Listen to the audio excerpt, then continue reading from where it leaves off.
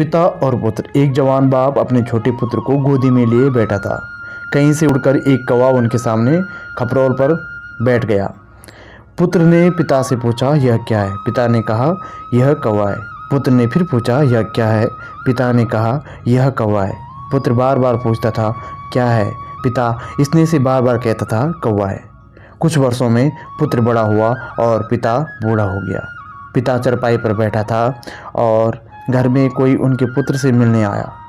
पिता ने पूछा, कौन आया? पुत्र ने नाम बता दिया। थोड़ी देर में कोई और आया और फिर पिता ने पूछा। इस बार झल्लाकर पुत्र ने कहा, आप चुपचाप पड़े क्यों नहीं रहते? आपको कुछ करना धरना तो है नहीं।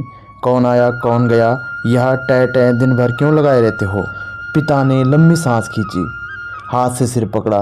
बड़े दुख भरे स्वरों में वह धीरे धीरे कहने लगा, मेरे एक बार पूछने पर तुम क्रोध करते हो और तुम सैकड़ों बार पूछते थे एक ही बात कि यह क्या है।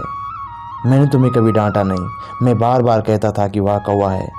कहानी की शिक्षा, अपने माता पिता का तिरस्कार करने वाले ऐसे लड़के बहुत बुरे माने जाते हैं।